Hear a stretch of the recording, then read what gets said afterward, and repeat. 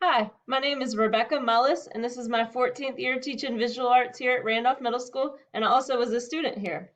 Today I'd like to take the opportunity to show you around my Canvas course to help you become more familiar with it and help your child become more successful in the class. So let's get to it. So in the background you can see my Canvas course. It may look slightly different for the third block. That's the class that meets every single day and on Zooms on Mondays and Wednesdays. So if you go to the top, there's a lot of tabs on the left that are helpful, and then there's a to-do list on the right. Those items disappear once you have submitted them. So at the bottom here, this is some very helpful information. There's a get to know you video about me if you want to learn more about me, a video about our class, the A-Day, B-Day calendar. Click over there for some reason, I don't know why it moved. So this is the best place to find how to get into the Zoom class. For A-Day, you would click the red button, B-Day, the blue button, and third block will have their own as well that's similar. The live lessons button isn't working for everyone, so I would use this one more. Grading is the same for everything in the school. Here is my teacher information. This is the best way to get in touch with me is by my email rebecca.a.mullis@cms.k12.nc.us. If you send me a message on Canvas inbox, I may not get it right away until I'm right in front of the computer. But if you send me a message to my CMS email, I can see that at any time whenever I check my phone on evenings and weekends when I'm not right in front of the computer. So let's go back up to the top here. So announcements. Not much for this class for 7th grade. It's mostly video tutorials. But on the third block, when it tells if we have like a day off, and we usually only meet on Mondays and Wednesdays, that we would have a makeup day. Assignments is where you can see all of the assignments, and they're grouped by overdue or upcoming. Right now, I'm currently creating assignments once a week for the major assignments, and I'm having them due on Sunday evenings. So if your child has a lot of work in another class that they need to do during the week, maybe they want to relax and do art on the weekend. So I'm making it due on Sunday evenings. And we have a major project coming up. It's a formal grade. It's the art history report. Your child selected a topic, either an artist or an art movement. And you can see that list here. Here's the A-Day, here's the B-Day, and third block is its own page. If your child wants to change topics, they're welcome to do that at any time. So you just click on that and then you download the PDF and open it up. I'll be happy to make changes if your child doesn't like their topic and wants to change. They just need to let me know so I can change it on here and then make a new PDF. There's a few students that still haven't picked topics. So there's that. So essentially it is a research paper on the artist or art movement, and they're going to type a paper in Times New Roman 12-point font, double space. We spent the last class going over how to format that correctly, and there's also a way to see it. You click this report formatting link and open the download. So here is the title page. It's just the title of the project they chose, a picture of the artwork that goes along with it, and your name. And then it is all paragraph style with no titles, no headings, no timelines, no photos on these 3 pages of information. And they're typed in Times New Roman 12-point font, double space, indented by hitting the tab button at the beginning of each paragraph.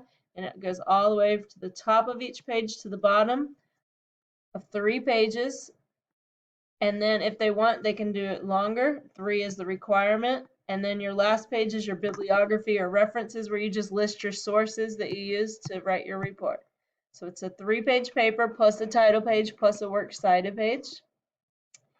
And this is a 2-part project. After they become an expert for first quarter of writing the paper, in second quarter they're going to create a slideshow presentation like Google Slides or Microsoft PowerPoint or a Prezi, where they're going to teach the class about their artists and pictures. And this is due no later than Friday, October 2nd. I will be deducting 10% each day it's submitted late, so you want to make sure you get it on time. And if you submit in early, I can look over it and give advice if anything's wrong so it can be fixed. A next helpful place is grades. So instead of just going to PowerSchool to see your grades, you can see comments that I write. You can see that by clicking the actual assignment, and you can give me comments as well.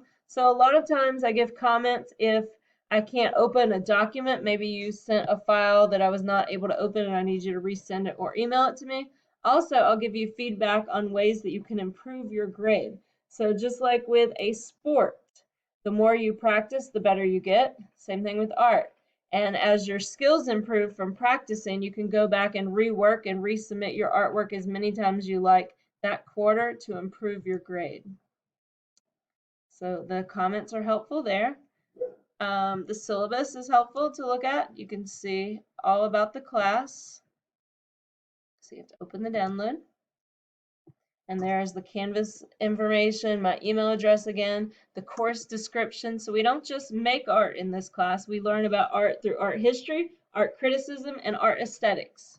There's the A-Day, B-Day calendar if you have trouble remembering what day it is, especially after a holiday. There's the North Carolina Standard Courses Study that I follow. All of the next information is all in attendance and grades, which is the same for the whole school.